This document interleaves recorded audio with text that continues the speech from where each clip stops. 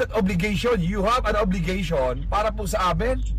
Naku, may papatawag ka sa House of Representatives yan, sir, kung ano-ano mga sinasabi mo sa social media. Yan okay ng trip nitong mga ano na to, di ba?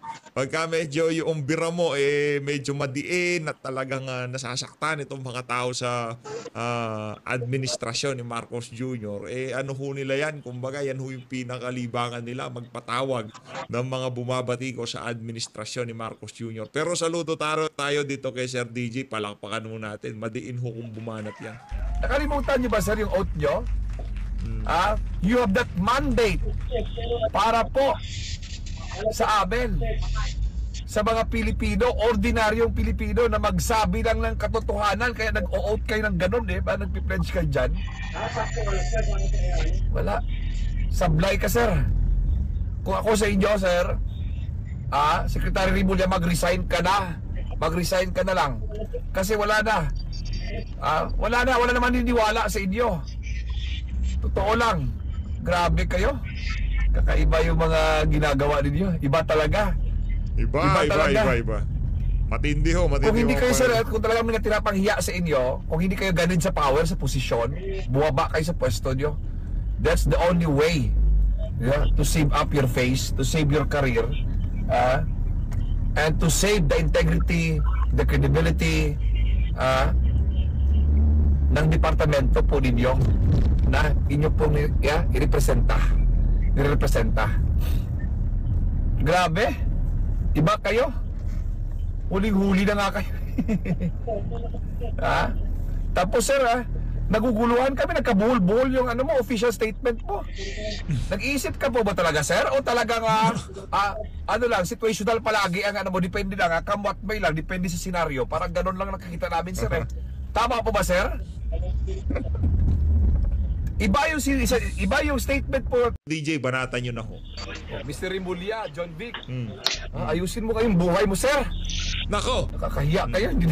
Pati kami naguguluhan sa inyo. Grabe. Hindi namin lubos maisip yan DILG Secretary Rimulya, kahit na huling-huli ka na nagsisinungaling, gusto mo pang lumusot. Sa bagay, nakakalusot ka dun, sir, sa using your executive privilege sa mga ganung bagay. Pero, sir, hindi mo maiwasan, hindi mo na makukuha sa amin, hindi mo na maalis sa amin na talagang ikaw ay nagsisinungaling. Dalawa kayo ng kapatid nyo. Hindi po ba, sir, dapat sila nanumpa kayo, sir? You have an oath na dapat kami mga Pilipino ang inyong ipaglaban sa pamamagitan ng pagsabi ng katotohanan. Yes, you are working at the executive department at the pleasure of the president, but you have also an obligation. You have an oath which is magsupersid po dyan sa presidente. Kasi bakit? Taong bayan. You have that obligation. You have an obligation para po sa amin. Naku, may papatawag ka sa House of Representatives yan, sir, kung ano-ano mga sinasabi mo sa social media. Yan okay ng trip nitong mga ano na to, di ba? Pagka medyo yung bira mo, medyo madiin at talagang nasasaktan itong mga tao sa administrasyon ni Marcos Jr., ano ho nila yan? Kumbaga, yan ho yung pinakalibangan nila, magpatawag ng mga bumabati ko sa administrasyon ni Marcos Jr. Pero saludo tayo dito kay Sir DJ, palakpakan mo natin. Madiin ho kung bumanat yan. Nakalimutan niyo ba, sir, yung oath nyo? You have that mandate para po sa amin, sa mga Pilipino, ordinaryong Pilipino na magsabi lang ng katotohanan. Kaya nag-o-oath kayo ng ganun, ba? Nagpi-pledge kayo dyan. Wala. Sablay ka, sir. Kung ako sa inyo, sir, Secretary Rimulya, mag-resign ka na. Mag-resign ka na lang. Kasi wala naman niniwala sa inyo. Totoo lang. Grabe kayo. Kakaiba yung mga ginagawa ninyo. Iba talaga. Iba. Matindi ho. Kung hindi kayo, sir, kung talagang may tinapanghiya sa inyo, kung hindi kayo ganun sa power, sa posisyon, buwaba kayo sa pwesto nyo.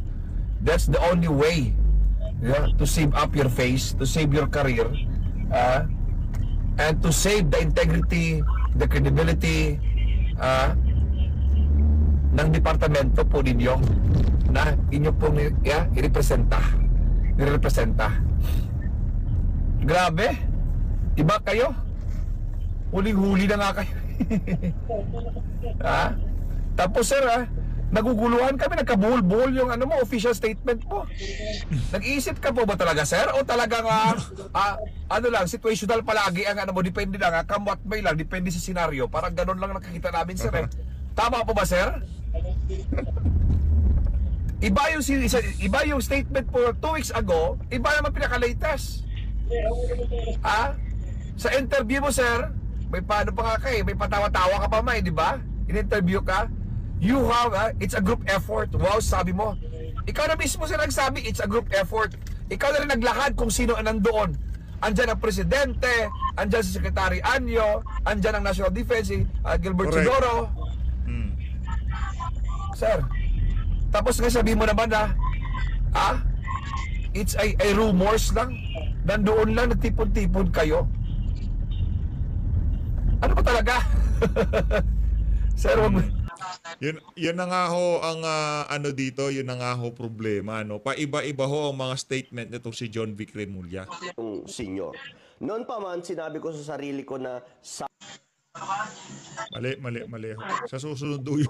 Huwag na po tayo, hindi na po kami bata, sir. Kahit wala pa kami dyan sa Pilipinas, hindi kami pasaway ng mga OFWs. Hindi kami yampak-yampak ng mga Pilipino. Hindi kami palamunin ng gobyerno na umaasa lang sa porpis o ICE o ayuda ninyo or tupad ninyo na madala-dala nyo kami sa ganon. We deserve a fair and truthful, what is honest. Yun po yan dapat lang kasi nakakahiya, di po ba sir? Obligasyon nyo po. May pananagutan kayo sa amin. Kami po nagpapasahod sa inyo. Grabe.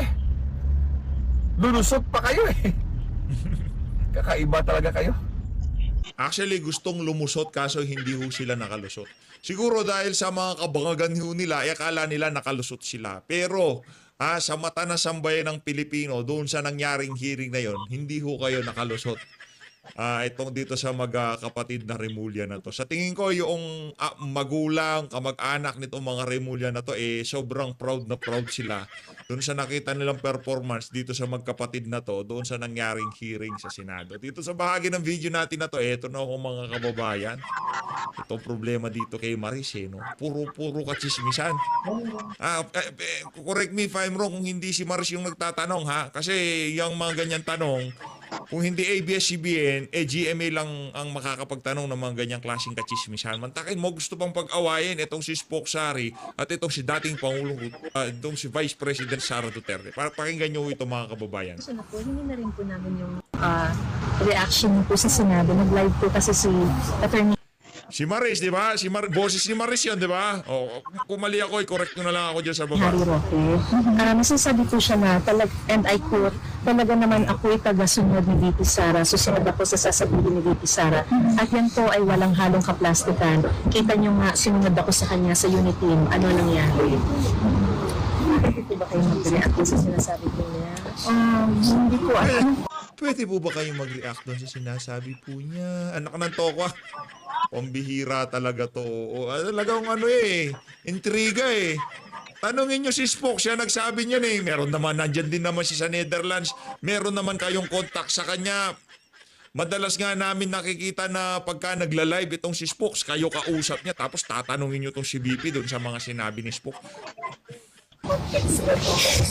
Baka sinusunod din po siya sa inyo. Tapos meron din po siya sinabi kasi na minsan natatakot ako sa iyo VP Kaya minsan may gusto kang gawin sa tingin ko, di ako sang-ayon, di ako makapagsalita. Di ko sasabihin kung ano yan, pero may dalawang bagay na ngayon lang nangyari na sumunod ako sa kanya, pero alam ko na hindi dapat. Meron siyang sa live. Or napapag-usapan niyo po ba ito na? Siguro lang yung correct. Kung ano yung sinasabi. Pero you don't wish to comment on it anymore. Kasi hindi ko alam kung ano yung context ng Hindi ko alam kung anong konteksto ng sinasabi niya na may dalawa. Ang gusto kasi nitong mga reporter na to, pagka meron silang tinanong, automatic, kagad sagot na, rekta na, ganito na sabihin mo, banatan mo na, yung away na kayo. Ganun ang trip nitong mga ano na to. Kaya naman, ang sinasabi ko sa inyo, punta ho kayo sa FB, YT channel, FB page nitong mga mainstream media na to. Ito. Ang gagawin nyo lang ho, i-block nyo na hong rekta itong mga mainstream media na to para hindi na malaso ng utak nyo sa mga kasinungalingang pinapakalat nila sa social media. Yun ang pinakamaganda nyo hong gawin, mga kababayan. I-block nyo na ho dahil kung naghahanap po kayo ng mga kapakipakinabang na balita, makakakuha kayo dyan sa Pulso ng Bayan, dyan sa DZAR, dyan sa Net25, dyan sa News Blast. Pero dito sa ABS-CBN at GMA, puro basura hong makukuha nyo dyan. Pagka yung isang network, nakita nyo ng kargado o mga ibinabalita, alam nyo na ho gagawin dyan. Automatic i-block nyo na ho para wala na kayong makikitang feeds na galing dyan sa mga walang yang mainstream media na yan. Ito, punta na ho tayo doon. Ituloy ho natin yung nangyaring hearing kahapon sa panoorin ho natin kung paano sinoplak anong pinatawag nitong si Amy Marcos dyan sa Senado. Itong si Boying Remulla. Puro Remulla ho. Kanina si John Vic, ngayon si Boying na naman ho ang masosoplak. Ito, panoorin ho natin, mga kababayan. Kaya't I'd like to recognize Attorney Alexis Medina po. You've written extensively on the distinction and application of surrender versus extradition. Ano ang nangyari kay Presidente Duterte? Surrender ba yan or extradition? Thank you for the invitation, Honorable Madam Chair. And good afternoon, everyone, the Cabinet Secretaries and distinguished members of the Executive Branch. Okay. Also, Senator Cayetano, good afternoon, Senator Bongo, Senator Jingo Estrada. Going back to the question, there was the proposition that the immediate surrender of the person arrested to the jurisdiction of a foreign government, or foreign state, or international tribunal can be undertaken without judicial proceedings under 9851, Section 17. I respect the opinion of our hardworking and brilliant Secretary of Justice, but nevertheless, I respectfully disagree. Surrender without judicial proceedings might amount to a violation of the liberty of abode that is guaranteed by Section 6 of the Bill of Rights. The liberty of abode cannot be impaired without a lawful order of the court. That's the text of the Constitution. Now, this constitutional protection is a barrier for any government action that would simply compel an individual to change his residence. So to compel a person, to expel a person from his country of residence without a lawful court order by excluding the judicial process might amount to a violation of the liberty of abode. Now, surrender as an option under Section 17 is applicable only in very narrow situations. One is when the person to be arrested has already voluntarily surrendered to the custody of the national government, in which case that negates the necessity of the extradition process. The other option is when the person to be arrested is actually an alien, in which case there's no need to go through the extrajudicial process. It's only a deportation process which does not involve a court proceedings. So in those two instances, surrender without court proceedings would be possible. Other than those proceedings, it would be very difficult to maintain that is sanctioned by the Constitution. So ang Thank you, Your Honor. sinasabi po ninyo, dalawa lang pagkakataon na pwede mag-surrender. Kung yung mismong akusado at arestado ang nagsusumite sa pamahalaan, yun, pwede yun. Yes po. Kusa niya yun. Yes. Ikalawa, kapag banyaga, Yes po. hindi naman Pilipino, Yes po. deport, executive action yun. Yes po. Mabilis, walang kailangan na korte-korte. Yes po. So yun lang, wala na pong ibang exception, wala na pong ibang sitwasyon kung saan pwedeng surrender. Kasi pinagpipilitan na sinurrender, sinuko ang Pangulong Duterte ng pamahalaan sa Interpol.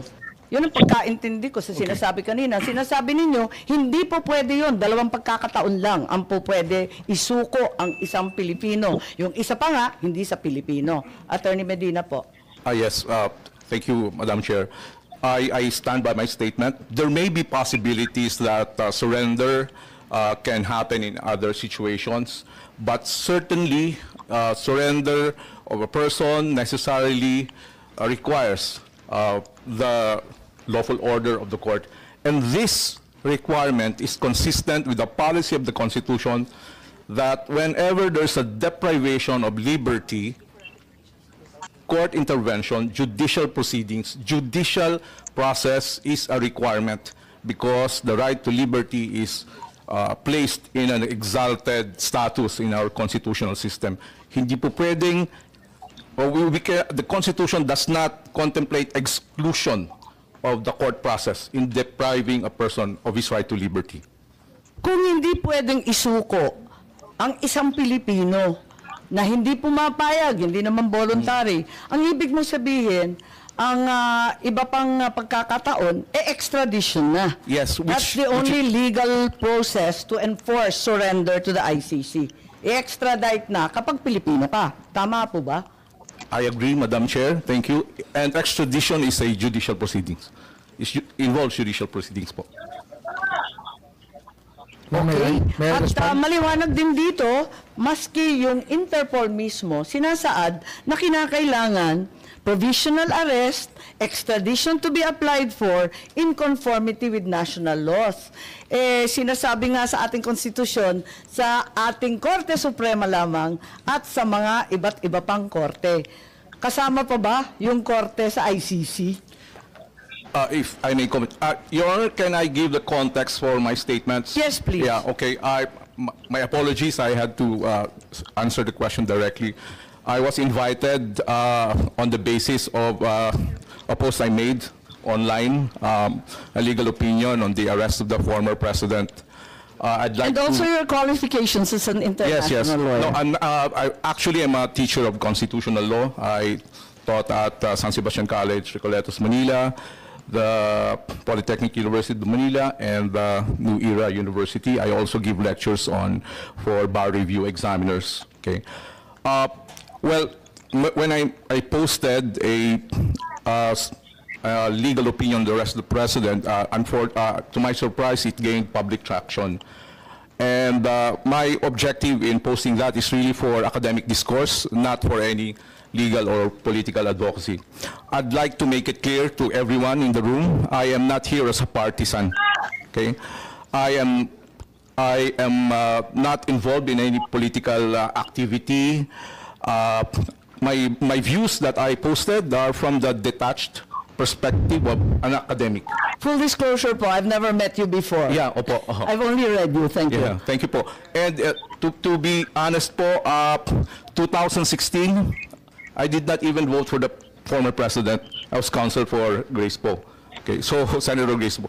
So my view that the arrest and detention and expulsion of the former president may have infringed several constitutional guarantees in favor of the former president. Thank you. Thank you very much, Madam Chair. Attorney Medina. I think Senator Cayetano has evinced his desire to Well, interpolate. full disclosure then, I'm trying to be non-partisan. I ran as an independent last election, no political party. But I did vote for the president in 2016. No? So I saw the SOJ raising his hand. Would you like to give your comment now, or I'm actually going to ask him questions on this? Then I'll ask the chair to give you time to rebut. I would or like to hear your questions Okay, and answers. thank you for that. So sir, tayo ba nag-meet na rin ba tayo? I don't think so, sir. I don't think so. So yeah, yes, so I don't mean to be rude, and I thank you for your, volunteering your opinion. Kasi nga, basically there's so much confusion. So we're trying to get through the confusion, not only for today but also for tomorrow, to make sure that we respect our Constitution, and everyone's right is protected. So my first question, do we, in this room, do we all agree that if there's conflict between international law and our Constitution will prevail? Yes, Your Honor, that's the doctrine of constitutional supremacy. You agree, SOJ? No, yeah. If there's conflict, di ba? Kasi sinabi naman sa Constitution that international law forms part of the land of the law. So if there's no conflict, wala tayong problema. Okay. So having said that, one of the fundamental or yung anchors or foundations of the Philippine Constitution, also from the U.S. Constitution, is Section 1 of the Bill of Rights, that no person shall be deprived of life, liberty, or property without due process of law, nor shall any person be denied equal protection of law. Agree, sir? Yes, Your Honor. Okay. So, when we arrest someone, we're depriving him of liberty. Yes, Your Honor. When we deport someone by virtue of a warrant arrest, let's say like in the case of Congressman Mark Jimenez extradition with the U.S., we're depriving him of liberty. Yes, Your Honor. Okay. So when we, I don't know, alleged lawful arrest, let me just use it that way while we're determining of former President Duterte and then putting him to a plane to Hague, we deprived him of liberty. Yes, Your Honor. Okay. So the next question, was he given due process? So ang sinasabi po ng government, there are two ways, extradition or surrender. Yes. Okay. And tama po ba, this law that we're invoking now was passed before we ratified yung ICC? Yes. This law was prior to the ICC, no? Judicial Notice. Republic Act 9851. No? I mentioned that because in the interpellation of, I think it was Senator Gordon and Senator Loren, and then meron din Senator Miriam, it was made clear doon na kailangan magpasan pa ng ibang legislation for the pag mag-a-arrest. Ayan, no, Senator Legarda, so even if the executive ratifies it and we concur on its ratification and we pass this proposed measure that we are contemplating now, is it not enough to implement the Rome Statute? Mali lang yung records, wrong statute nakalagay. Pero mukhang tama din na wrong talaga. Pero Rome Statute dapat to. Okay. Senator Gordon, yes, it is just like the VFA all over again. It is not enough, Mr. President, because there will be a mechanism upon which we would have to surrender certain nationals who have committed war crimes or violations against covered by the statute that we have not to be met, no? So meaning, if you take judicial notice of this, while we were passing this law later on, the intent of the legislature was to pass a mechanism for surrender. You can dispute that later on, sir, and look into it. I don't think we'll finish everything naman today, di ba? Some of this we really have to also consult everyone, no? But having said that, I think the point of the senators there was, klaro kasi extradition. So sa extradition, mako-comply mo yung due process sa Section 1 because you will, tama ba ako, you will be brought before a judge. Yes po. They will show you the extradition notice and the other papers like the warrant of arrest, and the person being arrested can answer before the judge. Tama Yes po ba? po. Okay. So let me go to Section 2. The right of the people to be secure in their persons, houses, papers, and effects against unreasonable searches and seizures of whatever nature and for whatever purpose shall be inviolable. No? So, i-google na lang natin inviolable, but tama ba? Basically, you cannot violate this. Opo. Okay.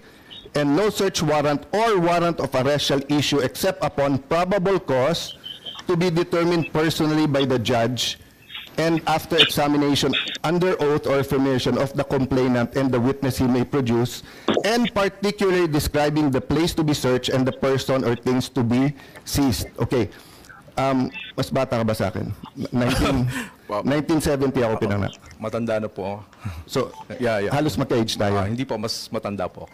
Mas matanda ka ng kwat. Sorry, mas mukha kang bata sa akin. But, no, the point is, because medyo middle kaming pinanganak nun, I think mas ka-age ko si Gilbert, no? So, ang alam ko lang, by the time kasi I got to law school, 87, 97 ako graduate. 10 years na tong constitution na to eh. This was all a reaction to martial law, where they had different kinds of warrant of arrest, including yung ASO and whatever, which were all legal during that time. I'm not judging that time. I'm just saying, both under martial law, the former constitution, jurisprudence, going from the Spanish to the Japanese period to the American period to our independence. So in the wisdom of the Filipino people, pinasa to na except, ang alam ko lang exception, there may be one or two, but alam ko exception, sinabi mong deportation, because when they come in, hindi na kailangan pumunta sa judge, immigration officials can deport or arrest them, di ba? Pero otherwise, hindi pwedeng si SOJ, DILG, hindi pwedeng si Secretary, no matter how brilliant Secretary Gubo is, when he's in the military can only arrest their personnel, no, under certain codes, di ba? But he cannot issue a warrant of arrest, di ba?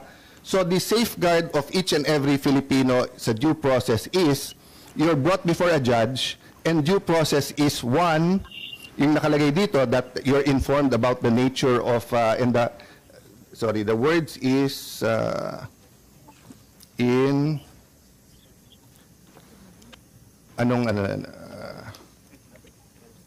12, yan. Sa section 12, any person under investigation for the commission of offense shall have the right to be informed of his right to remain silent and have competent and independent counsel preferably of his choice.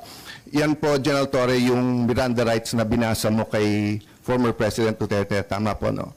I didn't see the whole video eh. I just heard SILG said that there's a whole video, but I only saw sa internet, pero nakita ko binasahan. Okay. Pero nakalagay dito, okay. If he cannot afford, he can be given a counsel, so may question ako later on dyan.